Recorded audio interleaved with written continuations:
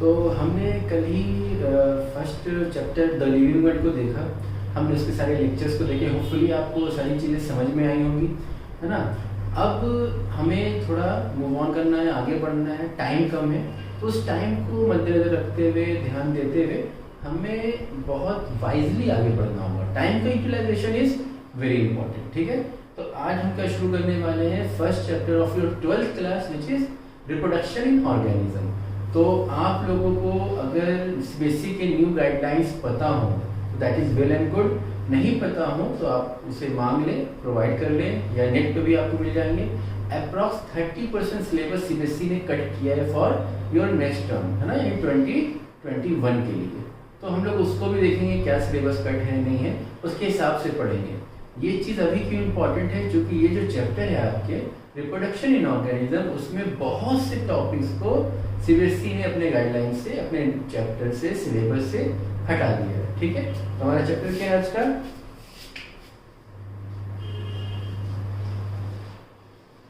Reproduction in organism.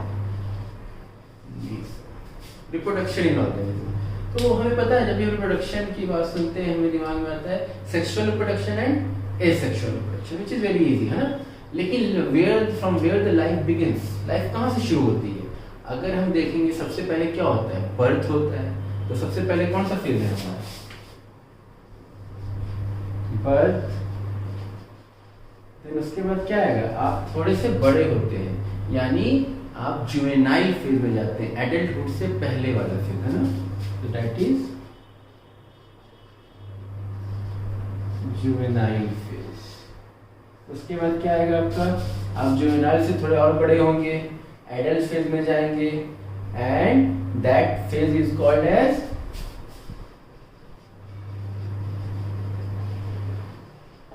Reproductive phase.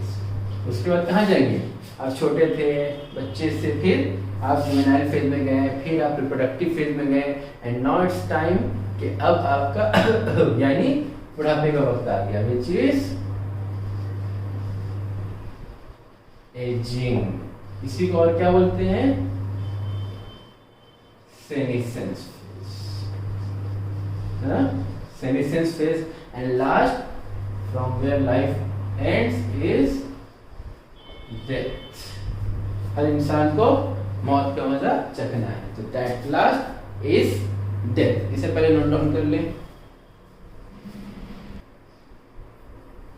ठीक, ये हो गया सही।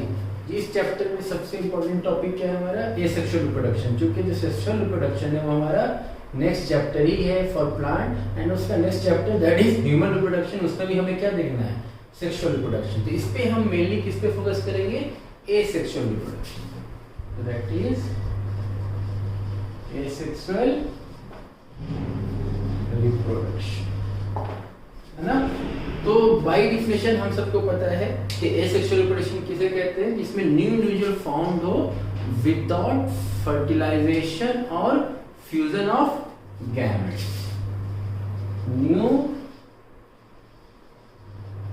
individuals are formed without fusion of gametes, ना, इसे नोट डाउन कीजिए।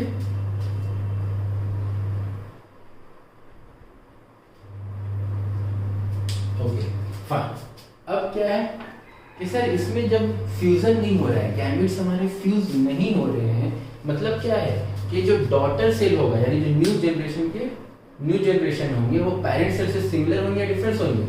क्योंकि सर फ्यूजन नहीं हो रहा है, मतलब क्या है, मियोसिस नहीं होता होगा, और meiosis brings variation.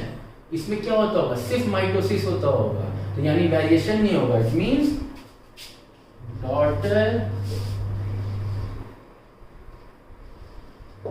cells are similar to ये parent cell, है ना, and this is called as clone। तो ये ऐसे इंडिविजुअल को जिसमें डॉटर सेल सिमिलर हो पेरेंट सेल के, उसके क्या कहते हैं हम? क्लोन कहते हैं, यानी जेनेटिकली एंड मॉर्फोलॉजिकली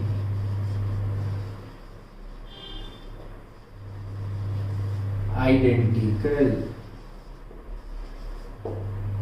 क्योंकि ऐसे तो हमारे इसमें भी होता है कि जुड़वा भाई बहन होते हैं ना, तो मॉर्फोलॉजिकली यानी चेहरे से फिजिकल अपीयरेंस तो क्या होता है उनका? सिमिलर होता है, बट जेनेटिकली उनके फिंगर टिप, आपका आप लीजिए प्रिंट ले लीजिए, कुछ भी जीन्स, उसमें क्या आपको डिफरेंस मिलेंगे। बट इसमें क्लोन में यानी प्लांट्स में आपको चाहे मॉर्फोलॉजिकली देखिए या जेनेटिकली कोई डिफरेंस नहीं मिलेगा। क्यों नहीं मिलेगा सर? पहली लाइन में आंसर है कि without fusion of gametes, no fusion of gametes, no meiosis, no variation, clone. And हर individual, every individual of clone is called as remnant। क्या कहते हैं उसे? रेमेट कहते हैं। यानी अगर आप प्लांट हैं, आपके 4 भाई बहन हैं, तो हर एक भाई बहन क्या कहलाएगा? रेमेट। और आप लोग आपस में क्या कहलाएंगे? क्लोन कहलाएंगे। Note it down.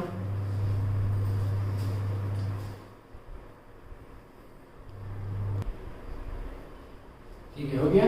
अब देखिए कि सर आपने कहा था कि स्टार्टिंग में इनॉग्रल लेक्चर में मैंने कहा था कि जो बायोलॉजी है वो समझने का सब्जेक्ट है ना, दैट इज उसमें जो मेन ऑफ द चीज है हमें टर्मिनोलॉजी समझनी है, रटनी नहीं है, समझनी है। ज्यादातर बायो में बायो इज टर्मिनोलॉजी, टर्मिनोलॉजी से बायो आया है। बहुत सारे टर्मिनोलॉजी से मिलते हैं और उसमें आप उसे अलग अलग तोड़ के पता कर सकते हैं। जैसे आपने कहा सर क्या हो रहा है? मियोसिस नहीं हो रहा है, मिक्सिंग ऑफ गैमेट नहीं हो रहा है, फ्यूजन ऑफ गैमेट्स नहीं हो रहा है।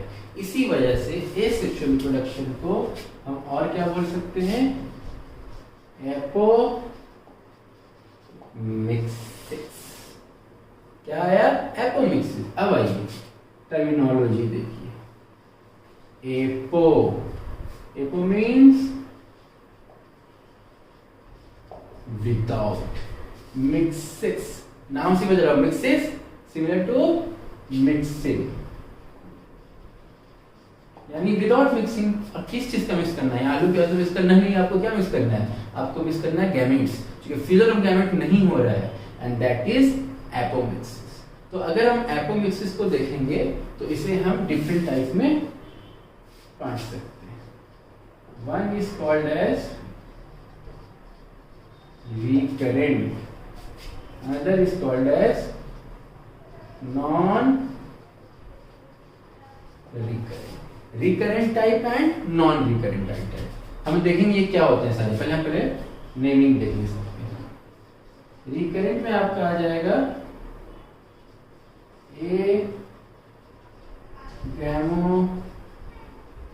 गैमोस्पर्मी एंड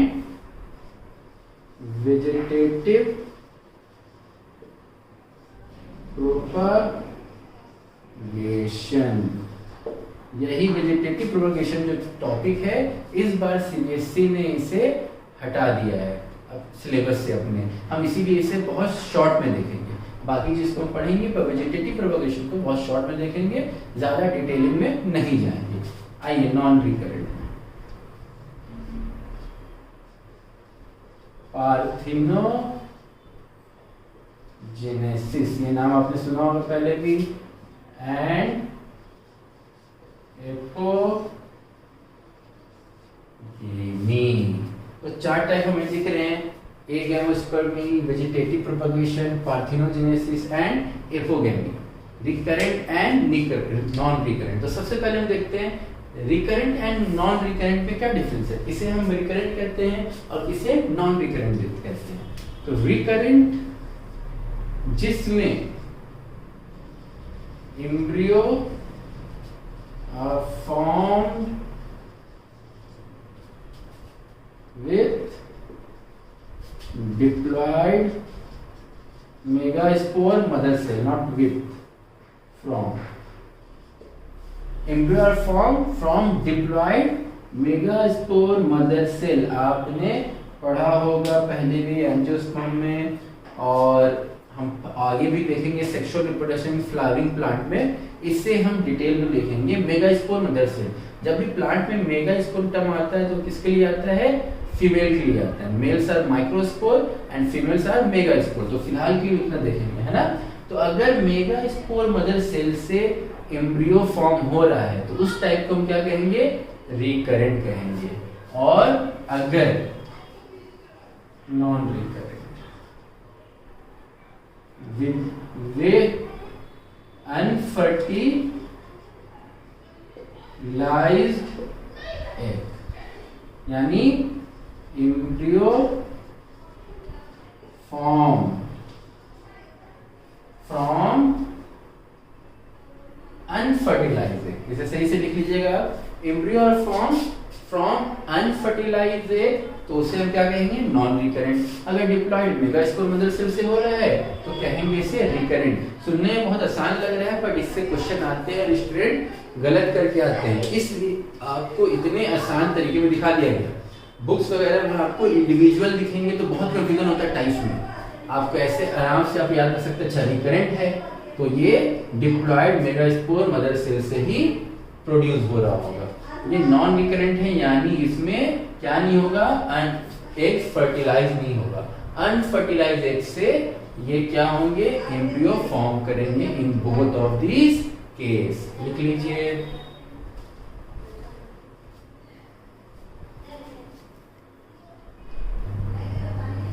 ठीक है, अब आइए हम बात कर रहे थे रिकरेंट नॉन रिकरेंट की। रिकरेंट में हमारा क्या था? एगेमोस्पर्मी एंड वेजिटेटिव प्रोपगेशन। तो वेजिटेटिव प्रोपगेशन जैसे कि मैंने बताया अभी सिलेबस में नहीं है, हम उसकी भी बात करेंगे। तो पहले हमारे लिए क्या इंपॉर्टेंट हो जाता है? एगेमोस्पर्मी। जैसा कि आप बोर्ड में देख रहे हैं अभी, एगेमोस्पर्मी के कितने टाइप्स हो गए? तो एगेमोस्पर्मी का सबसे पहला क्या हो गया? Diplospory, then adventive embryony and then apospory. अब देखिए यहाँ भी कैसे किस तरह से बायो में हमारा टर्मिनोलॉजी काम करता है ना। आइए, डिप्लो, डिप किससे आया? डिप्लो मीन्स दो, है ना। डिप्लो मीन्स दो, स्पोरी स्पोर्स, यानी डिप्लॉयड स्पोर्स। तो अगर हम याद करें तो ये कौन सा टाइप है एगेमोस्पर्मी? तो सर रिकरेंट टाइप है। और रिकरेंट कैसा? कि डिप्लॉयड मेगास्पोर मदर सेल से एम्ब्रियो फॉर्म होता है। सही बात है, यहाँ पे यही मीनिंग निकल रहा है। तो इस तरह अगर हम समझेंगे तो हमारे लिए बायो आसान है, वरना अगर रटने पे जाएंगे तो 2-3 चैप्टर में इतने टर्मिनोलॉजीज आ जाएंगे आपके पास कि आप याद रखना आपके लिए क्या, मेरे लिए भी आसान नहीं। बस समझ में आ रही है? तो एकदम आराम से खुले मिजाज से पढ़ना है और ध्यान से समझना है। पढ़ते वक्त कहीं ध्यान दाएं बाएं नहीं करनी। क्या होगा कि अब मेगास्पोर मदर सेल क्या करेगा? एम्ब्रियो सैक को फॉर्म करेगा। अब सर आप तो बोले थे एम्ब्रियो फॉर्म होगा, एम्ब्रियो सैक लिख रहे हैं यहाँ पे। तो एम्ब्रियो सैक में क्या होता है? तो सर एम्ब्रियो सैक में होता है डिप्लॉयड एग। एम्ब्रियो सैक में क्या होगा भाई? मदर के पास क्या होगा? एग होगा। और अगर एम्ब्रियो सैक डिप्लॉयड है तो एग भी ऑब्वियसली क्या होगा? डिप्लॉयड। और यही डिप्लॉयड एम्ब्रियो सैक क्या बनाएगा? एम्ब्रियो फॉर्म करेगा। तो देखा जाए तो डिप्लॉयड मेगास्पोर मदर सेल से डिप्लॉयड एम्ब्रियो फॉर्म हुआ and that's why it comes under the recurrent type. और आपको बुक्स वगैरह में बहुत जगह मिल जाएगा, हर जगह विदाउट फर्टिलाइजेशन, विदाउट फर्टिलाइजेशन। तो कहीं भी फर्टिलाइजेशन ए सेक्शन में नहीं हो रहा है, तो इसलिए उसे रटने की जरूरत नहीं है, मियोसिस नहीं हो रहा है। ठीक है, बात क्लियर हुई? अब आइए एडवेंटिव एम्ब्रियोनी। अब यहाँ बात हो रही है एम्ब्रियो, है ना। अब एम्ब्रियोनी से आपको याद रखना है कि एम्ब्रियो फॉर्म करेगा किसी भी डिप्लॉयड सेल से, है ना। रिकरेंट में क्या होता है? Diploid megaspore mother cell. अब इसके डिफरेंट टाइप हैं, तो होना तो चाहिए डिप्लॉयड सेल से। तो किसी भी डिप्लॉयड सेल से एम्ब्रियो फॉर्म होगा एक्सेप्ट एम्ब्रियोनी, यानी एम्ब्रियो सैक। एम्ब्रियो सैक के अलावा कहीं से भी अगर आप एम्ब्रियो फॉर्म करते हैं डिप्लॉयड सेल से तो वो टाइप क्या कहलाता है? एडवेंटिव एम्ब्रियोनी कहलाता है। बात समझ में आई? यहाँ पे देखिए एम्ब्रियो सैक से हो रहा था, इसीलिए एडवेंटिव एम्ब्रियोनी नहीं होगा, ये डिप्लोस्पोरी होगा। तो टर्मिनोलॉजी है कि नहीं है? सर सही कह रहे थे कि नहीं? बात समझ में आ रही है? अब आइए last type of एगेमोस्पर्मी which is apospory. अभी ये टर्म हमारे पास आया था एपोस्पोरी। कहाँ पे मिला था ये टर्म? एपोगैमी में, एपोमिक्सिस में, है ना। तो एपो मीन्स क्या था, विदाउट, मिक्सिस क्या था, मिक्सिंग। यहाँ क्या है, एपोस्पोरी, विदाउट स्पोर, यानी स्पोर का हेल्प नहीं होगा, क्या करेंगे, formation of gametophyte directly from sporophyte, यानी डायरेक्ट क्या होगा, स्पोरोफाइट से ही गैमेटोफाइट बन गया, without meiosis for obvious reason, because it is asexual type of reproduction. Clear है ये बात? अब आसान है मामला, नोट डाउन करिए इसे, अच्छे से कर लीजिए।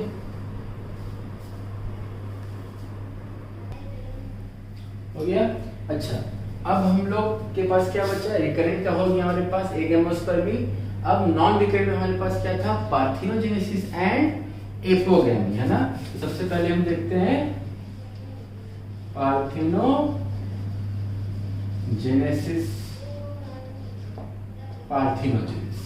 अब पार्थिनोजेनेसिस क्या था, फ्रॉम अनफर्टिलाइज्ड एग, यही बात थी, विदाउट फर्टिलाइजेशन, यही बात थी। तो आइए अब यहाँ हम पार्थिनोजेनेसिस देखेंगे, अगर इसे और अच्छे से डिफाइन करना है तो फ्रॉम हैप्लॉइड एम्ब्रियो, वहां क्या बन रहा था, डिप्लॉइड बन रहा था, यहाँ क्या था, अनफर्टिलाइज है, जब तक फर्टिलाइज नहीं है एक क्या है, हैप्लॉइड होगा, तो haploid embryo is form from haploid egg cell, और एग सेल कहां होगा, ऑब्वियस है फीमेल गैमेटोफाइट के पास, गैमेटोफाइट है भाई, ठीक। कि सर वहां पे रिकरेंट में हमारे पास डिप्लॉइड मेगास्पोरोजेनेसिस से बन रहा था, तो सारे क्या थे, डिप्लॉइड थे। यहाँ अनफर्टिलाइज्ड एग से बन रहा है, अनफर्टिलाइज्ड एग मतलब नहीं हुआ होगा वो डिप्लॉइड, हैप्लॉइड फॉर्म में होगा, और जब हैप्लॉइड फॉर्म में होगा तो हैप्लॉइड एम्ब्रियो फॉर्म होगा, क्योंकि एग भी क्या होगा, हैप्लॉइड, हैप्लॉइड एग किसको फॉर्म करेगा, हैप्लॉइड एम्ब्रियो को। डिप्लॉइड एम्ब्रियो कब फॉर्म होता है, डिप्लॉइड एग होता है हमारे पास, जैसा कि हमने एडवेंटिव एम्ब्रियोनी में भी देखा था और डिप्लोस्पोरी में भी देखा था। तो अब कंपैरेटिवली हम पढ़ रहे तो हमें आसान लग रहा है, सच बताओ भाई, समझ में आ रहा है, अच्छा लग रहा है, बोलने का, ठीक है, एकदम मेहनत से, इसमें कोई प्रॉब्लम नहीं करनी, ठीक है। चलिए अब हम आगे देखेंगे इस चीज को। अब आइए, haploid embryo is form from haploid egg cell of gametophyte. अब एक लास्ट टॉपिक बचता है, वो क्या है हमारा, एपोगैमी। इसका आंसर तो आप खुद दे सकते हैं, सर एपोस्पोरी हमें अभी मिला था, हमें एपोमिक्सिस मिला था, तो एपोगैमी में क्या था, कि एपोस्पोरी में क्या था, कि फ्रॉम डायरेक्टली गैमेटोफाइट बनता था, किससे बनता था, स्पोरोफाइट से। यहाँ क्या आएगा, खुद बता दो ना भाई, जल्दी बोलो क्या आएगा, मन में ही बोल लो, रिकॉर्डेड है तो क्या, एपोगैमी यानी विदाउट गैमेट, मतलब formation of sporophyte directly from gametophyte, just opposite of apospory. Apospory क्या था, formation of gametophyte directly from sporophyte. Sir apogamy है विदाउट गैमेट, तो formation of sporophyte directly from gametophyte, कोई इशू।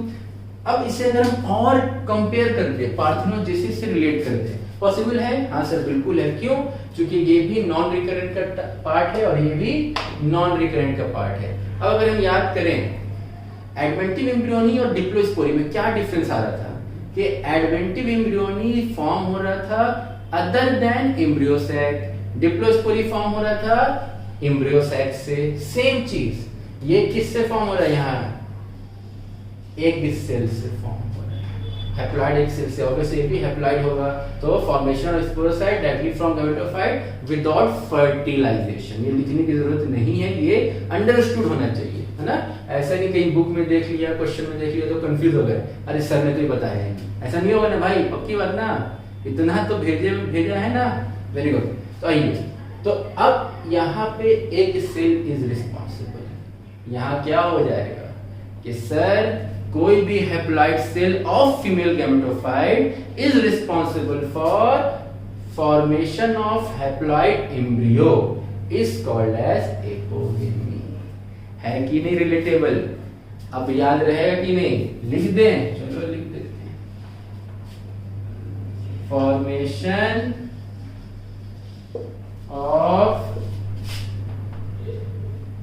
हैप्लॉइड एम्ब्रियो, ठीक, from haploid cell of female gametophyte.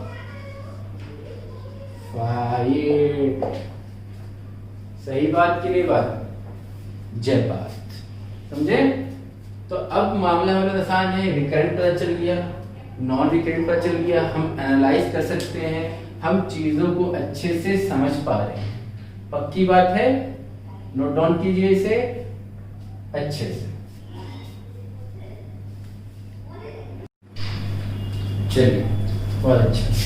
अब ये चीजें हो गई, तो हमारे पास एक लास्ट टॉपिक बचता है, वो क्या बचता है? Vegetative propagation. आइए उसे एक नजर देखिए, लेकिन बेचारे को क्यों छोड़ दे, है ना? शॉर्ट में लिख लेते हैं, वेजिटेटिव प्रोपगेशन।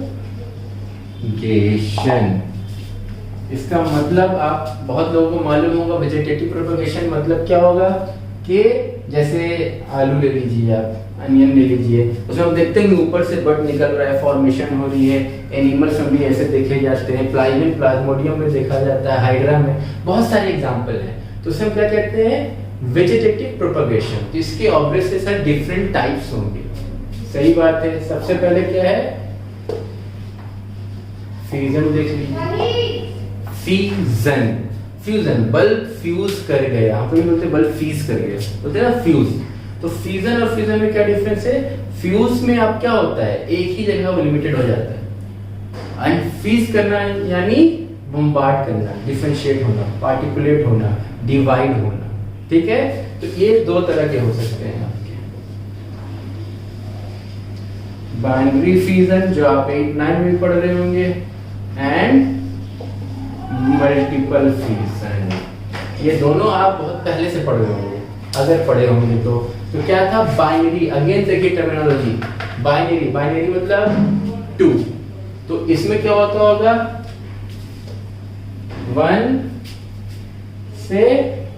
1 पेरेंट सेल से क्या बनेगा? 2 डॉटर सेल्स बनेंगे।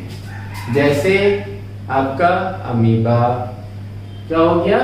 1 पेरेंट सेल से 2 डॉटर सेल बन गए, यानी ये एक सेल है, इससे क्या बने? 2 बने, फिर इससे कितने बने? 2, और इससे कितने बने? 2। ऐसे ही ग्रोथ होता जाएगा। And that's why this type of fusion, यानी बाइनरी फ्यूजन वाले जितने भी टाइप होते हैं सेल जो प्रोड्यूस करते हैं ऐसे ऑर्गेनिज्म, उसे हम क्या कहते हैं? इमोर्टल कहते हैं। क्या कहते हैं? इमोर्टल। लिख लीजिएगा अगर लिखना है तो, सिलेबस में नहीं इसलिए मैं थोड़ा स्पीड में बता रहा हूँ। ठीक है, इमोर्टल कहते हैं। और ऐसा नहीं है कि सर सिलेबस में है तो कोई बता ही क्यों रहे हैं, क्योंकि ये जानना आपके लिए जरूरी है, लिटिल बिट नॉलेज होना इसके लिए जरूरी है। हम सारा चीज, हम ऐसा नहीं होता है कि आप नहीं है तो छोड़ देंगे तो अगला समझ में आ जाएगा। आगे समझने के लिए ये जानना जरूरी है, जैसे स्किप नहीं करना है, समझना है कि 1 पेरेंट सेल से 2 डॉटर सेल बना, है ना, 2 से फिर 4, 8 अपना मैन्युफैक्चरिंग में चलता रहेगा। ऐसे टाइप के सेल को हम क्या कहेंगे? इमोर्टल कहेंगे। क्यों? चूंकि सेल बनते जा रहे हैं, वो जब भी मरेंगे तो ये जिंदा होगा, ये जिंदा होगा, कोई ना कोई जिंदा होगा, एक ही सेल से बना है, इसीलिए ये इमोर्टल हुआ। इन केस ऑफ मल्टीपल फ्यूजन, जैसे मच्छर, मॉस्किटो, प्लाज्मोडियम, प्लाज्मोडियम में क्या होता है? बहुत सारे सेल रहेंगे, एक के अंदर बहुत सारे सेल रहेंगे, इसीलिए मल्टीपल है ना। बाइनरी में 2 बन रहे थे, एक से 2, मल्टीपल में 1 से बहुत सारे बनेंगे, फिर ये स्पोर के थ्रू बाहर निकलेंगे और फिर ऑर्गेनिज्म में डेवलप हो जाएंगे। हो सकता है सब मर जाए, and that's why this type are not called as immortal, this is immortal. Clear है? चलिए, second type, budding. Second type is budding. And budding में भी आप देखे होंगे या सुने होंगे, जैसे आप हाइड्रा ले लीजिए, जेम्यूल्स फॉर्मेशन होता है अगर इंडो हो हमारा, है ना, तो स्पॉन्जेस में, तो इसके भी दो टाइप हो जाएंगे, exogenous, endogenous. Again terminology, sir exo आपने कल भी बताया था, एक्स मतलब ही होता है बाहर, एक्सो बाहर, जीनस फॉर्मेशन, बाहर फॉर्म करेगा, यानी जो बर्ड निकलेंगे हमारे, यानी ऐसे करके जब उस सर में कभी चोट लगता है तो क्या होता है, यहाँ पे निकल जाता है टेढ़ा टाइप का, तो वो आपका क्या है, एक्सोजीनस, एग्जैक्ट ऐसे ही आता है, इस तरह से आ गया, तो ये क्या हो गया आपका एक्सोजीनस फॉर्मेशन हो गया, जैसे हाइड्रा में होता है। ठीक है, अब फिर ये क्या होगा, ये जो एक्स्ट्रा पार्ट आया है ये एक न्यू ऑर्गेनिज्म में डेवलप कर जाएगा। आपने इवन बुक में 9 के बुक में भी 10 के बुक में भी वो डायग्राम देखा होगा, ऐसे ऐसे फिर हाइड्रा ब्रांचेस कट होते हैं, उससे न्यू ऑर्गेनिज्म बनता जाता है, उस टाइप को हम क्या कहते हैं, एक्सोजीनस कहते हैं। एंडोजीनस अंदर फॉर्म करेंगे, और जब अंदर फॉर्म करते हैं इन case of Spongilla, just like जैसे प्लाज्मोडियम में था, वो फिक्स नहीं थे, यहाँ क्या है, फिक्स है ना, बहुत सारे हो सकते हैं, फाइन।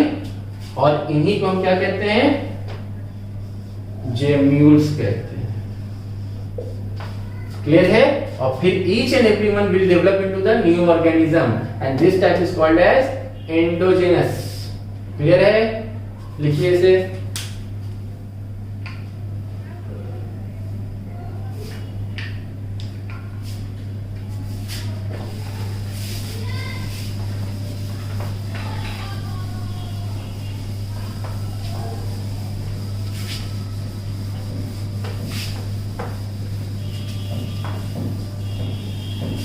आइए, now come to the third type, which is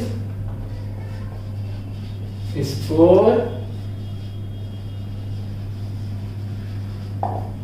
formation. Spore formation, spore form करेगा, तो सर स्पोर फॉर्म करेगा तो हमने ब्रायोफाइट में देखा है, टेरिडोफाइट में भी देखा है, स्पोर फॉर्म होते हैं, मोटाइल होता है, नॉन मोटाइल होता है, इस बेसिस पे दो तरह के स्पोर हम कह सकते हैं। क्या कौन से, first will be zoospore and conidia, है ना, जैसे फंगस वगैरह में हम देखते हैं। तो क्या होता है, ज़ूस्पोर, नाम में ये ज़ू मींस एनिमल, लिविंग होगा तो क्या होगा, मोटाइल होगा कि नॉन मोटाइल होगा, बताइए, है ना, मोटाइल होगा, और मोटाइल होगा तो या तो सीलिया होगा या फ्लैजिला होगा, और सीलिया फ्लैजिला का काम क्या है, सर सीलिया फ्लैजिला का काम है फॉर द मूवमेंट, तो ज़ूस्पोर कंटेन फ्लैजिला, मूवमेंट, है ना।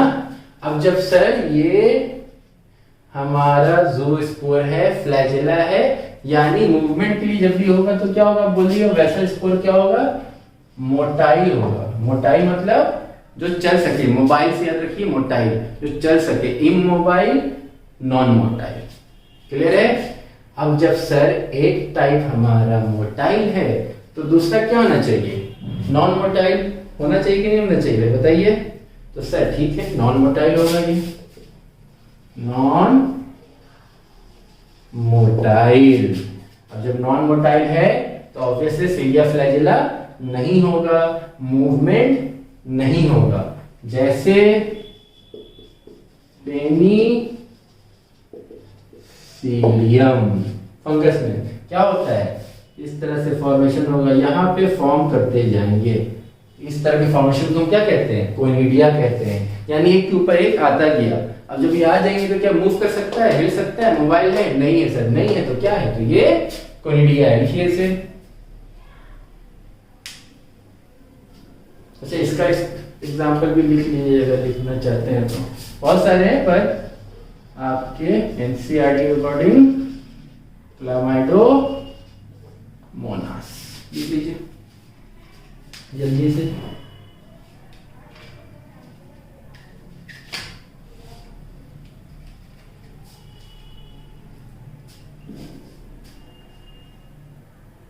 हो गया, आइए।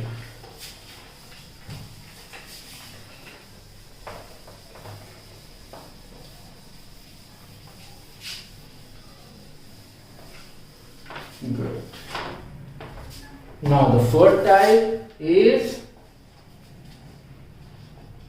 fragmentation. क्या है फोर्थ टाइप? फ्रैगमेंटेशन. फ्रैगमेंट्स तो हम जानते हैं ना. फ्रैगमेंट क्या होता है सर? टुकड़ा, ब्रेकिंग डाउन. तो अगर आपका कोई टुकड़ा है यानी स्पाइरो गायरा, यहाँ पे इसको हम ब्रेक कर दे, टूट जाए, शीशा हो टूट जाए, नहीं बनेगा सर. फ्रैगमेंट हो यानी अगर एग्जांपल हम ले लें स्पाइरो गायरा, है ना, तो सर शीशा है तो टूटेगा तो नहीं बनेगा. स्पाइरो गायरा है, टूटेगा तो बनेगा. न्यू ऑर्गेनिज्म में किसमें डेवलप कर जाएगा? न्यू ऑर्गेनिज्म में डेवलप कर जाएगा. तो अगर आपको ब्रेक कर दिया जाए और आप न्यू ऑर्गेनिज्म में डेवलप कर सकते हैं, यानी आपके अंदर वो कैपेबिलिटी है, तो उस तरह के फॉर्मेशन को हम क्या कहते हैं? फ्रैगमेंटेशन. आपको ऐसे ही बनना है. लोग तोड़ेंगे, लोग बोलेंगे कि नहीं आप नहीं कर सकते, नीट टफ है, ऐसा नहीं है, टाइम नहीं है. आपको वहां टूटना नहीं है, आपको वहां शीशा नहीं बनना, आपको वहां क्या बनना है? आपको वहां स्पाइरो गायरा बनना है. क्या भाई, बनोगे कि नहीं बनोगे? अब ये नहीं कि डुप्लीकेट बन जाना, ठीक है, क्लोन मत कर लेना अपना. यानी आपको हिम्मत रखना है, आगे बढ़ना है. ठीक है, सही बात. इसे लिखिए. Now come to the last type which is very very interesting, है ना. आइए हम देखते हैं last type which is plasmotomy. बहुत गर्मी है, इसे लिख ली कि नहीं लिख ली सर?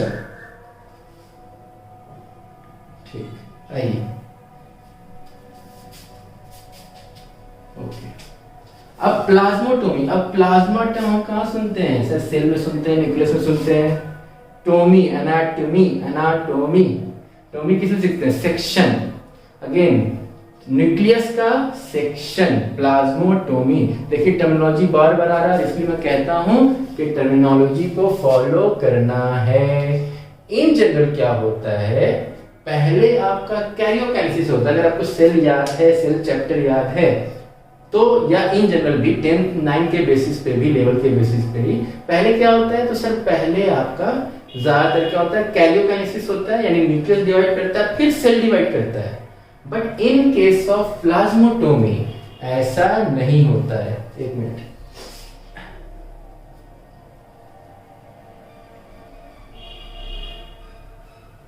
हाँ सॉरी, ठीक है. तो इन केस ऑफ प्लाज्मोटोमी ऐसा नहीं होता है. क्या होता है? मान लीजिए कोई सेल है आपका, इसके अंदर आपके 1 2 3 4 5 6 7 8 9 10 मान लेते हैं. 10 पैरेंट सेल है. तो अगर हमारा कैरियोकाइनेसिस होता तो क्या होता है? यहाँ पे ये डिवाइड हो जाते हैं, न्यूक्लियस हाफ हो जाता है हमारा, डिप्लॉइड सेपरेट हो जाते हैं. पर ऐसा नहीं हो रहा है. यहाँ पे क्या होगा? पहले साइटोकाइनेसिस होगा. क्या होगा? साइटोकाइनेसिस. 2 सेल बन जाएंगे, एक से भले 2. अब एक सेल के अंदर 10 था तो 2 सेल में कितने होंगे? 1 2 3 4 5 1 2 3 4 5. बराबर बराबर बढ़ गया, है ना. न्यूक्लियस, क्योंकि यहाँ पे न्यूक्लियस डिवाइड नहीं हो रहा है. न्यूक्लियस डिवाइड होता है डबल हो जाता है. यहाँ पे सेल डिवाइड किया. अब क्या होगा? तो सर अब होगा कैरियोकाइनेसिस. यानी अब 5 से कितने हो जाएंगे? तो सर 5 से हो जाएंगे 10. यहाँ भी कितना है? 10 है. यहाँ कितना है? 5. यहाँ कितना है? 5. यहाँ भी हो जाएंगे 10, यहाँ भी हो जाएगा 10. तो अगर ध्यान से देखें, parent cell and daughter cell number of nucleus are remain same in case of plasmotomy. Plasmotomy के केस में पेरेंट सेल और इसमें नंबर सेम होता है. ये भी क्वेश्चन बहुत बार आता है. क्लियर है?